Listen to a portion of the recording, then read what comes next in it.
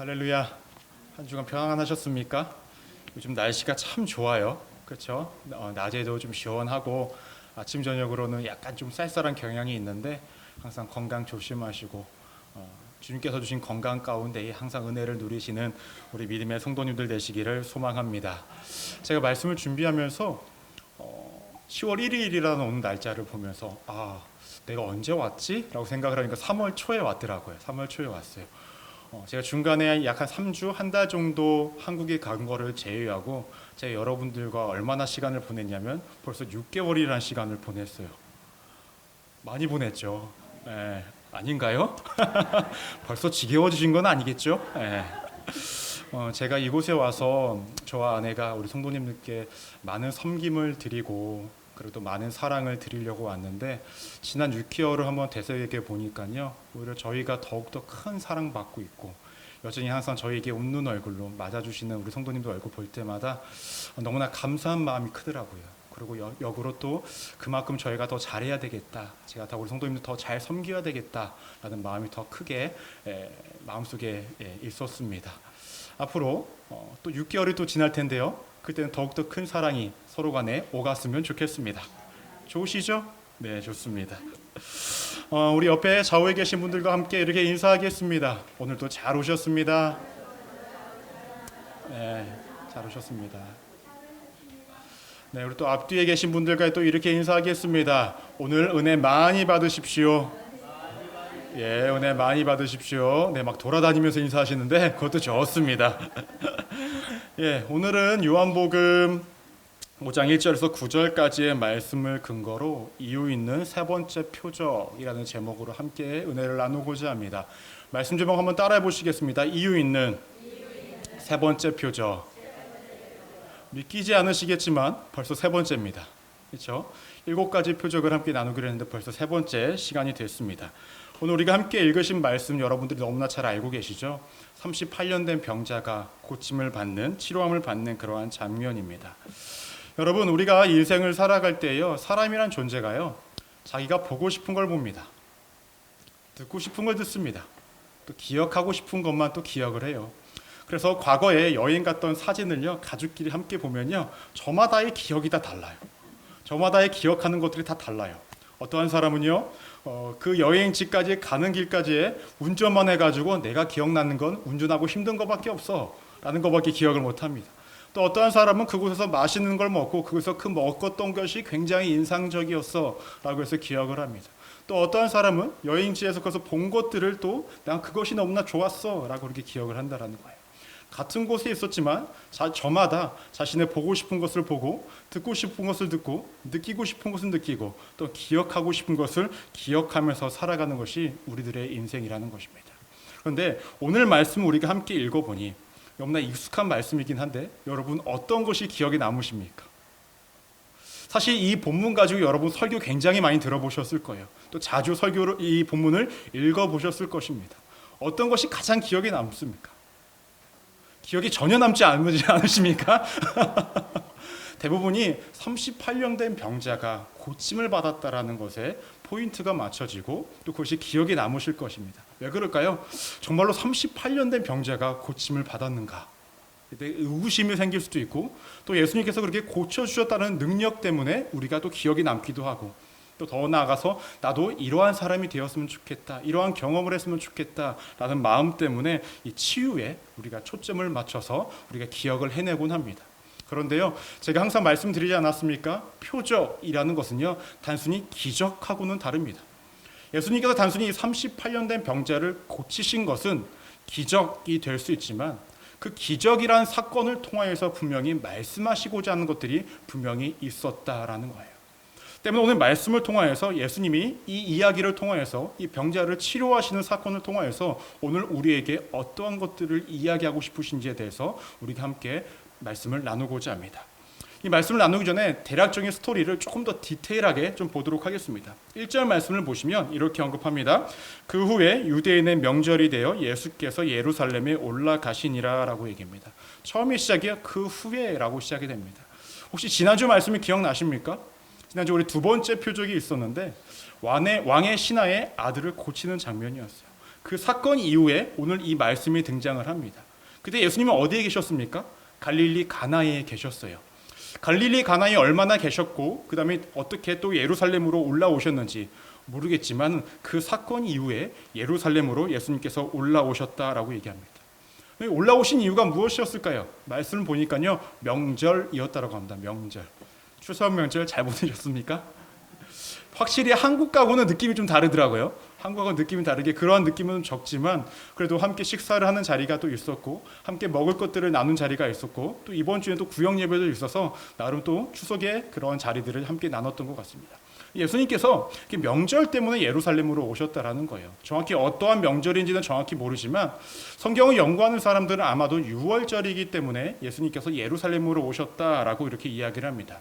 당시 유대인들의 남자들은요 1년에 3번 정도 아니 그 이상은요 예루살렘에 갔다고 합니다. 유월절, 오순절, 장막절 이렇게 3번 정도는 꼭 갔다고 합니다. 그리고 그곳에서 예배를 드리고 제사를 드렸다라는 것입니다. 그런데 모두 다 멀리 있는 사람까지 갔던 건 아니었다고 해요. 어느 정도의 사람들까지 했냐면요 반경 20km에 있는 사람들만 보통 이렇게 예루살렘으로 1년에 3번 정도 남성들이 갔다고 합니다.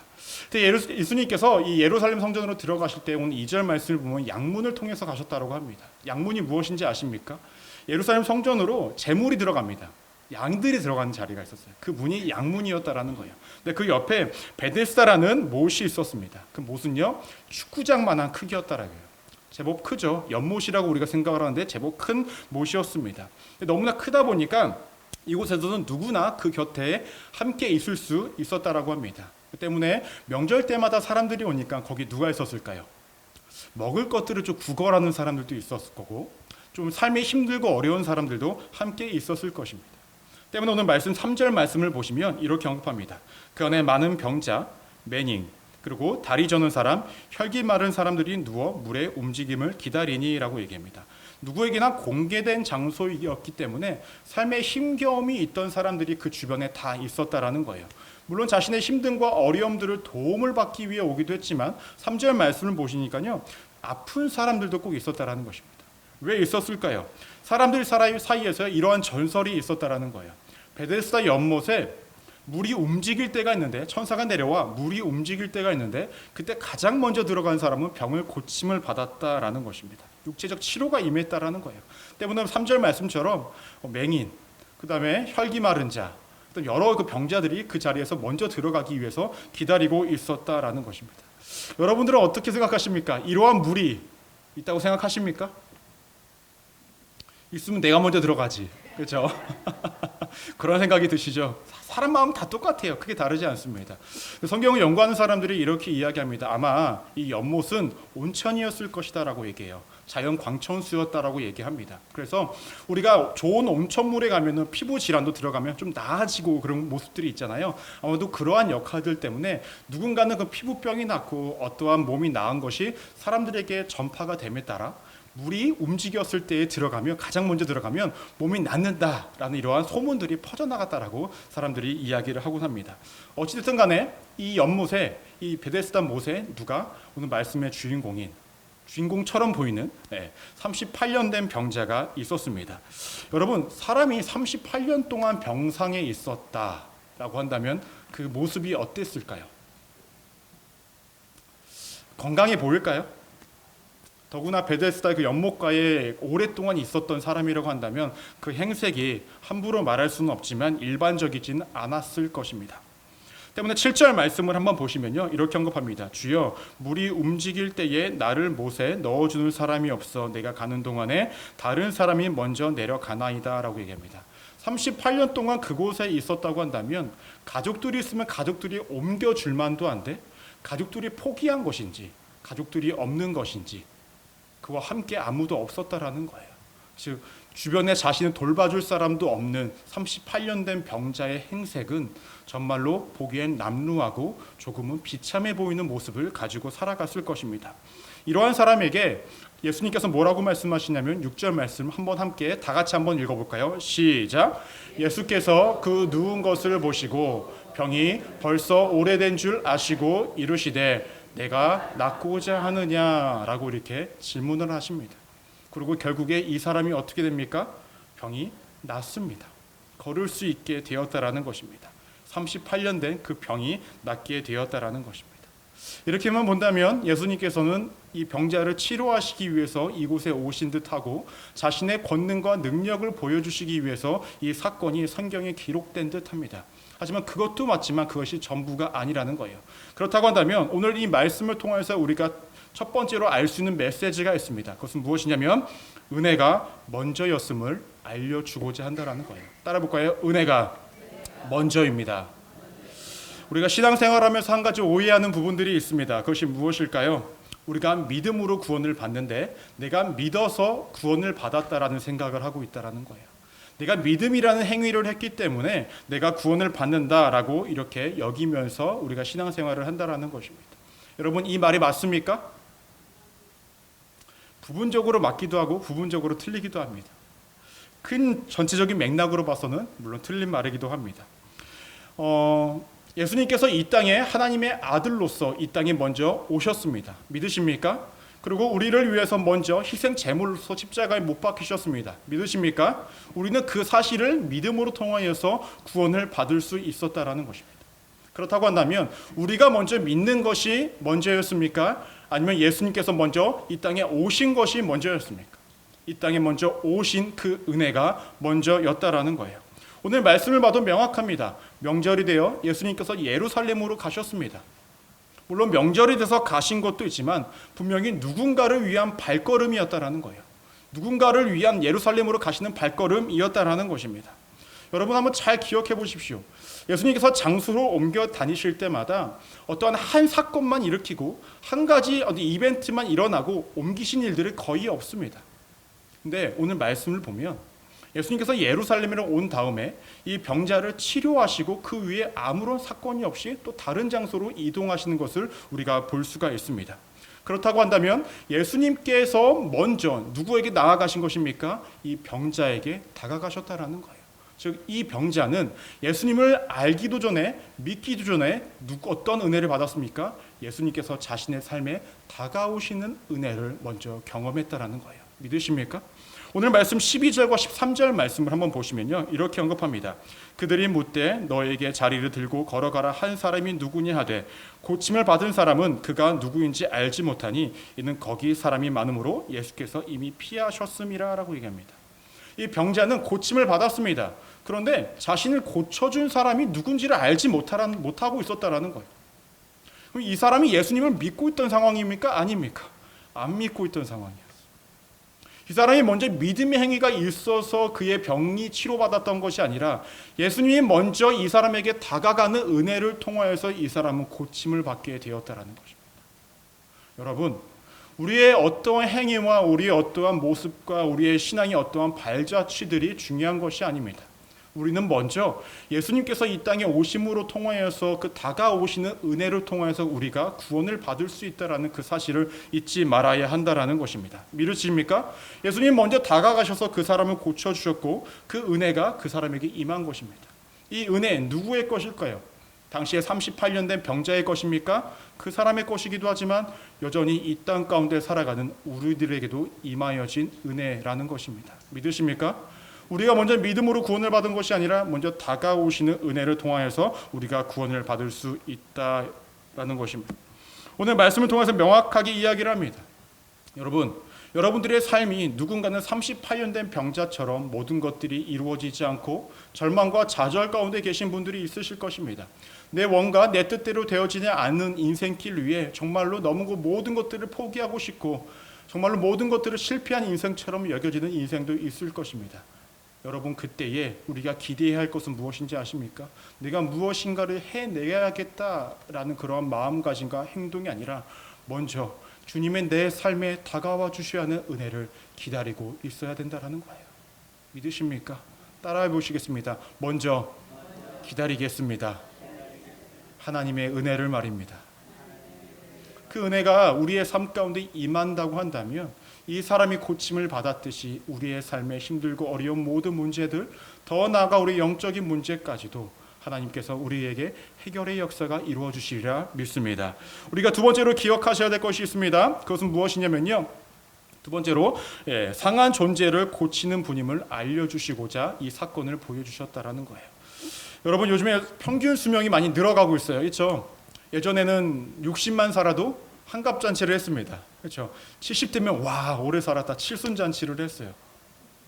요즘에 환갑잔치 하십니까? 욕먹어요. 하면 욕먹어요. 그렇죠? 그 칠순도 요즘 잘 안 하는 추세인 것 같아요. 60이면요 요즘엔 어디 가면 애기 취급받습니다. 70이면은 아유 저쪽에 서 있어 이렇게 합니다. 80 정도는 돼야 아이고 오래 사셨네요 라고 얘기하고요. 90 정도는 돼야 어르신 대접받습니다. 그렇지 않습니까? 그만큼 평균 연령이요 이렇게 많이 올라가서 수명이 올라갔습니다. 그런데 당시에 이 말씀이 쓰여졌던 그 시대는 어떠했을까요? 지금처럼 평균 수명이 길었을까요? 길지 않았다라는 거예요. 그런데 그 길지 않은 평균 수명 속에서 38년 동안 병상으로 살았다라는 것은 무엇을 의미할까요? 거의 인생의 대부분을, 거의 인생의 다를 병상 가운데 살아왔다라는 거예요. 아까도 말씀을 드렸지만 그를 옮겨줄 가족들도 그의 곁에 없었습니다. 그의 마음 가운데는 부정적인 마음이 컸을 것이고 사람에 대한 불신도 컸을 것이고 사람에 대한 실망도 컸을 것이고 자신의 그 마음 가운데의 모든 절망과 실패한 마음, 그 모든 마음들이 다 커져간 인생이 누구였을까요? 38년 된 병자였을 것입니다. 더 나아가 당시에 병이 들린 사람들이 이렇게 생각했습니다. 저 사람이 죄를 지었기 때문에 병이 들었다라고 생각을 했습니다. 그런데 38년 동안 병이 고침을 받지 못했다라고 한다면 사람들이 어떻게 생각했을까요? 저 사람 도대체 얼마나 큰 죄를 졌길래 용서함 받지도 못하고 저렇게 치료함 받지를 못할까라는 손가락질도 분명히 당하고 있었을 것입니다. 즉 그 사람은요 육체의 병뿐만 아니라 마음의 병까지도 짊어지면서 38년 동안 살아가는 인생이었을 것입니다. 만약 여러분들이 이러한 삶을 살아가고 있다고 한다면 여러분들은 어떠하실 것 같습니까? 이 사람과 좀 다를까요? 저는 어떠할까요? 그래도 목사인데. 여기서 웃으시면 제가 좀 그래져요. 그래도 목사님은 잘하실 것 같습니다. 이렇게 말씀해 주시면 고맙지만 저도 사실 쉽지 않을 것 같아요. 오랜 시간 동안 그렇게 힘든 병상 가운데서 살아간다고 한다면, 사람들의 손가락질 가운데 살아간다고 한다면 저 역시도 그 삶을 견디기가 굉장히 힘겹고 어려울 것 같습니다. 저 역시도 이 사람의 마음과 같이 부정적인 마음, 실패한 마음, 좌절하는 마음, 사람에 대한 불신의 마음, 신앙은 가질 수도 없는 그런 마음, 그런 가운데 살아가지 않았을까 생각이 되어집니다. 근데 여러분 잘 생각해 보십시오. 이 사람이 잘 걷지도 못하지만 말씀을 정확하게 보시면 사람들이 그 베데스다 연못에 들어가기 전에 자기가 못 들어간다라고 이야기하잖아요. 그러면은 거동을 완전히 못하는 사람은 아니었던 것 같아요. 그렇죠? 그렇다고 한다면 이 38년 된 병자가 처음부터 이 베데스다 연못에 있었을까요? 아니었을 거예요. 병을 치료할 수 있는 사람이 있다고 하면 그곳을 찾아갔을 것입니다. 자신을 고칠 수 있다라고 하는 사람들이 있으면 찾아갔을 거예요. 때로는 물질을 썼을 거고 자신의 시간을 썼을 거고 자신의 마음도 썼을 것입니다. 근데 그 모든 것들을 실패하다 보니까 결국에 이룬 곳이 어디입니까? 베데스다 연못이었다라는 거예요. 근데 여러분, 이 베데스다가 무슨 뜻인지 아십니까? 자비의 집입니다. 자비의 집을 눈앞에 놔두고 그의 삶에는 아무런 자비가 없었다라는 거예요. 자신을 도와줄 사람도 없고 자신이 들어갈 수도 없는, 그의 삶에는 아무런 자비가 없는 힘겨움을 살아가는 인생이었다라는 것입니다. 그 사람 앞에 누가 나타납니까? 예수님이 나타나십니다. 그리고 6절과 같이 말씀을 하십니다. 예수께서 그 누운 것을 보시고 벌써 병이 오랜 줄 아시고 이르시되 내가 낫고자 하느냐, 이 한마디만 물으십니다. 여러분, 여러분에게 만약에 어떤 문제를 가지고 있을 때에 그 문제가 해결되길 원하십니까? 라고 뭐라고 대답하시겠습니까? 예, 해결되기를 원합니다 라고 얘기할 거예요. 근데 7절 말씀을 보시면요, 이 사람은요, 네, 해결되길 원합니다, 내가 고침받기를 원합니다 라는 말이 한 구절도 등장하지 않습니다. 뭐라고 이야기합니까? 자신의 삶의 자초지정을 다 이야기해요. 내가 저기 들어가야 되는데 내가 들어가기 전에 사람들이 들어가서 내가 고침을 못 받고 이 자리에 이렇게 있습니다 라고 이야기하고 있다는 거예요. 그리고 이야기합니다. 나를 도와주는 사람이 없어 내가 들어가지 못하고 있다고 넋두리를 하고 있는 것입니다. 이 사람 참 어리석습니다. 뭐가 어리석을까요? 자신의 눈앞에 자신의 병을 고쳐줄 유일하신 분이 한 분 계신데 그분 눈앞에 두고 뭐라고 얘기합니까? 자신을 도와줄 사람이 아무도 없습니다 라고 이렇게 이야기하고 있다는 거예요.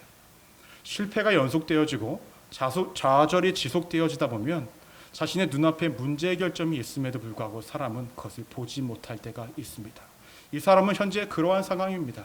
38년 동안 병상에 있다 보니까 자신의 눈앞에 자신의 이 어려움을 해결해 주실 수 있는 유일한 분이 계심에도 불구하고 나를 도와줄 사람이 아무도 없다라고 이렇게 이야기하고 있다는 거예요. 여러분, 이 38년 된 병자, 과거에만 있는 존재일까요? 그렇지 않습니다.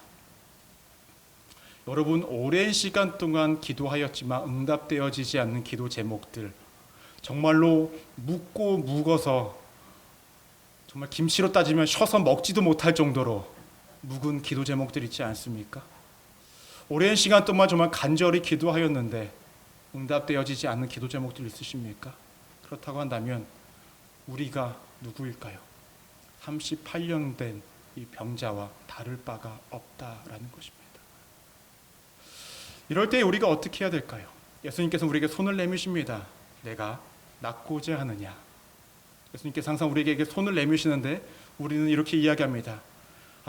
내가 이러이러해서 힘듭니다. 이러이러해서 어렵습니다. 이러이러해서 도저히 내가 살아낼 수가 없습니다. 이러한 넋두리만 하는 인생이 아닙니까? 예수님께서 한 가지만 물으십니다. 내가 낫고자 원하느냐? 낫기를 원하느냐? 예수님께서 원하신 대답은 하나였죠. 네, 주님, 낫기를 원합니다. 오늘도 우리에게 하나님께서는 단 한 가지의 대답을 원하십니다. 내가 해결해 주길 원하느냐? 내 문제가 고침받기를 원하느냐? 너의 어려움이 해결되기를 원하느냐? 그때 우리의 대답은 네, 해결되기를 원합니다. 이 한마디면 된다라는 것입니다. 이 사람은 이 말 한마디를 못하였습니다. 그럼에도 불구하고 예수님께서 뭐라고 말씀하시는지 아십니까?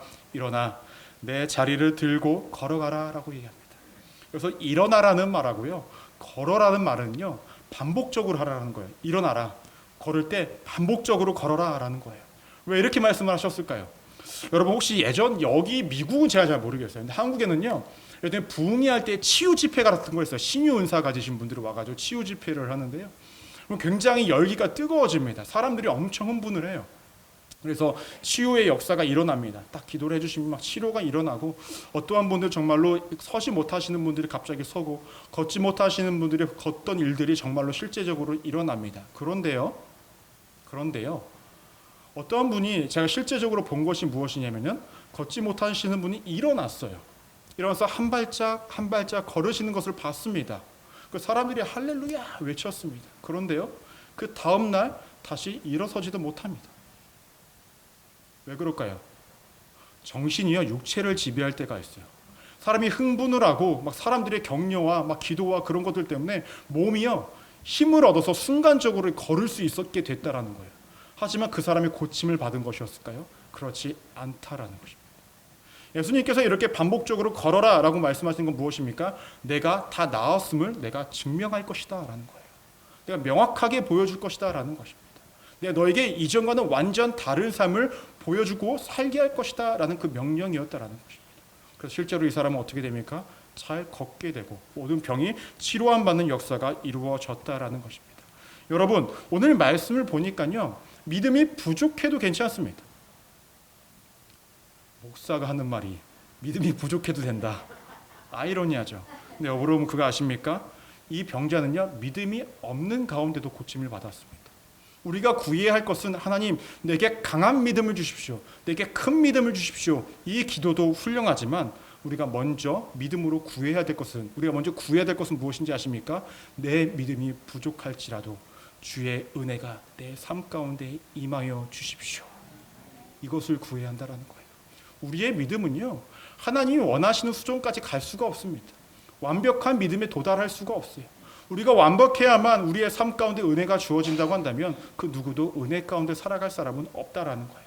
때문에 우리가 먼저 구해야 될 것은 주여, 내가 주의 은혜를 구한다라는 이 고백 한마디가 필요하다라는 것입니다. 근데 여러분, 말씀을 그 뒤이어서 보니까 참 재밌는 말씀이었어요. 14절 말씀을 보시면 이렇게 언급합니다. 함께 한번 읽어볼까요? 14절 앞에 있습니다. 시작. 그 후에 예수께서 성전에서 그 사람을 만나 이르시되 보라 내가 나았으니 더 심한 것이 생기지 않게 다시는 죄를 범하지 말라 하시니 라고 얘기합니다. 이 사람이 정상적인 몸으로 돼서 정말로 정상적으로 살아갑니다. 근데 예수님께서 하시는 말씀이 무엇인지 아십니까? 죄를 범하지 말라라는 거예요. 이 사람은 전에 38년 동안 병상에 있었던 이유가 무엇일까요? 어떠한 죄 때문이에요. 근데 왜 예수님께서 다시금 죄를 범하지 말라라고 이야기할까요? 여러분 38년 동안 제대로 걷지 못했던 사람이 걷게 되었습니다. 그동안 하지 못했던 것들을 막 하고 싶지 않을까요? 막 계획하고 막 꿈꿔왔던 것들을 해내지 않을까요? 근데 그 모든 것들 가운데 죄악이 포함되지 않으면 다행인데 사람이란 존재가 그럴까요? 그렇지 않다라는 거예요. 그가 다시금 걷게 되고 정상적인 삶을 살았을 때에 보다 더 죄를 잘 지을 수밖에 없는 환경 가운데 노출되어졌기 때문에 예수님께서는 이렇게 말씀하시는 것입니다.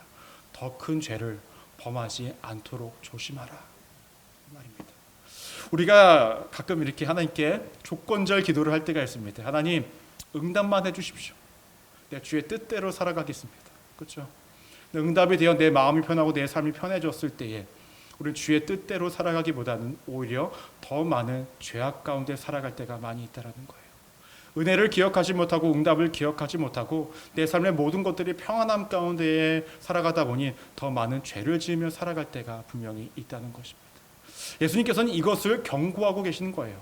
너의 지금 영과 육과 마음을 내가 치료한 것이 중요한 것이 아니라 치료함 받은 다음에 너의 삶이 정말로 하나님을 믿는 자로서의 삶을 살아가야 하는 것이 더 중요함을 말씀하고 있다는 것입니다.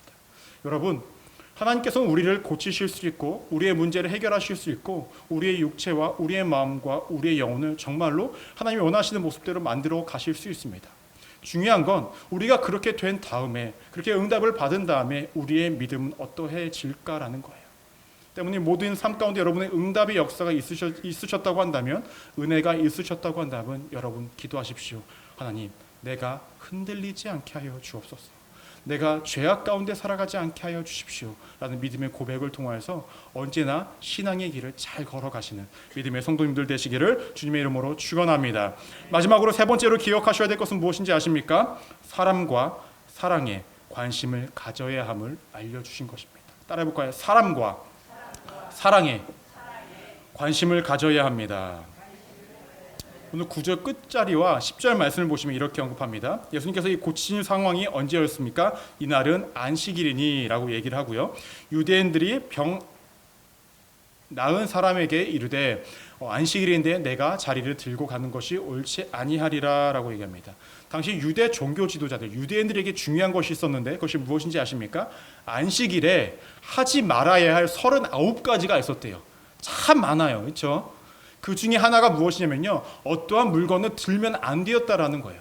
그런데 예수님께서 이 사람에게 한 것이 무엇입니까? 일어나 내 자리를 들고 걸어가라라고 했습니다. 자리에 들었을 때에 일어나는 것뿐만 아니라 네가 38년 동안 네가 그 자리에 눕기 위해 앉기 위해 깔아놨던 그 자리를 다 들고 일어나라는 거예요. 그렇다고 한다면 유대인들이 봤을 때는 이 사람은 안식일을 범했습니까? 안 범했습니까? 범했다라는 거예요. 근데 여러분 당시에 이 39가지 금지하였던 하지 말아야 했던 강령들은 무엇인지 아십니까? 하나님이 모세에게 줬던 율법이 아니에요. 단지 유대인들이 자신들 나름대로 열심히 안식일을 잘 지키기 위해서 만들어낸 자신들만의 어떤 관습이고 나름 법칙들이었다라는 거예요. 그럼에도 불구하고 이것을 기준을 가지고 이 사람에게 뭐라고 이야기합니까? 너가 지금 죄를 범하였다라는 뉘앙스로 이야기하고 있었다라는 것입니다. 당시의 유대인들이요 얼마나 이 안식일에 이 자신들이 정해놓은 이 강령을 얼마나 중요하게 생각하신지 아십니까? 옛날에 마카비 혁명이라고 있었다고 합니다. 있었는데요. 그 전쟁 가운데요. 안식일에 적군이 쳐들어오니까 이 유대인들이 어떻게 한지 아십니까? 나는 안식일을 거룩하게 지켜야 돼. 전쟁하지 않겠다 하고 그 죄를 다 죽습니다. 이 정도로까지 강경하게 지켰던 법령 중에 하나였다라는 것입니다. 근데 왜 이들은 이 같은 말만 했을까요? 여러분 한번 잘 기억해 보십시오. 38년 동안 베데스다 못에 있었다고 한번 가정을 한번 해보겠습니다. 여러분 왔다 갔다 38년 동안 본 사람입니다. 이 유대인 종교 지도자들이 이 사람을 알까요, 모를까요? 분명히 압니다. 알고 있습니다. 그런데요, 이 사람이 걷고 일어나서 다니는 것을 보고 너 정말 축하한다. 너 너무나 잘 됐다. 어떻게 이렇게 너 고침을 받을 수 있었느냐? 너무나 축하한다라는 말 한마디가 성경에 없습니다. 그들이 초점을 맞췄던 말은 무엇인지 아십니까? 내가 자리를 들고 일어난 것이 잘못된 것이다. 너는 죄를 범하였다. 거기에만 초점을 맞추고 있었다는 거예요. 즉 당시의 유대 종교 지도자들은요, 자신들의 가치관, 자신들의 행동, 자신들의 신앙, 자신들이 옳다고 여긴 것들만 중요시 여겼고, 예수님께서 그렇게도 말씀하셨던 사람과 사랑에 관심이 없었다라는 것입니다. 여러분, 이것이 유대 종교 지도자들만의 모습일까요? 그렇지 않습니다. 우리가 신앙생활을 나름 열심히 한다고 살아가는 사람들 중에는 물론 우리 교회는 없습니다. 그러나 혹시나 주변에 있다고 한다면 꼭 알려주시길 바랍니다. 그런 부분들의 특징이 무엇인지 아십니까? 자신의 가치관에 휘업싸여져 있습니다. 자신이 하는 것이 옳고 이렇게만 해야 하고, 이렇게 하는 것이 옳고 이렇게 하지 않는 것은 무조건 잘못된 것이다 라고 여기며 살아가시는 분들이 있다는 거예요. 이분들이 어떠한 모습일까요? 당시에 유대 종교 지도자들과 다르지 않다라는 거예요. 설령 내가 하는 것이 옳고 내가 하는 것이 바른 길이다 할지라도 오늘 말씀에서는 명확하게 이야기합니다. 먼저는 그 사람을 대하는 사랑에 초점을 맞춰야 한다라고 이야기하고 있다는 것입니다. 여러분, 말씀을 정리하고자 합니다. 예수님께서 38년 된 병자를 고쳐주심으로 통하여서 우리들에게 많은 것들을 이야기하고 싶으셨던 것 같습니다. 여러분, 예수님께서 정말로 원하셨던 것은 무엇일까요? 너네의 행위와 어떠한 모습들이 먼저가 아니었고 내가 너희에게 먼저 다가간 그 은혜가 먼저였음을 잊지 말라고 명확히 이야기하고 계십니다. 더 나아가서 예수님께서는 우리에게 말씀하십니다. 너희의 육체와 너희의 마음과 너희의 영혼을, 그 상한 심령을 나는 고칠 수 있는 존재다. 단 너희가 그러한 은혜와 응답을 받았을 때에 보다 더 정도 옳은 길로 가기 위해 애써야 한다라는 것을 보여주고 있습니다. 마지막으로 보여주시고자 했던 것은 무엇인지 아십니까? 너네가 너희의 가치관과 너네 신앙관과 너네 열심과 너네 만족을 위해 살아가는 것이 아니라 사람과 그 사람을 대할 때 그 사랑하는 마음으로 너네가 일상을 살아가야 한다라고 이야기하고 있다는 것입니다. 오늘 말씀이 우리의 삶이 되어지기를 소망합니다. 때로는 이 말씀대로 살아가는 것이 고되고 어렵고 힘드실 수도 있겠지만 예수님께서는 38년 된 병자, 때로는 우리 가운데 38년 된 병자로서의 삶을 살아가시는 분들에게 명확하게 이야기하고 계십니다. 은혜를 구하라. 내가 일할 것이다. 내가 너를 고쳐줄 수 있다.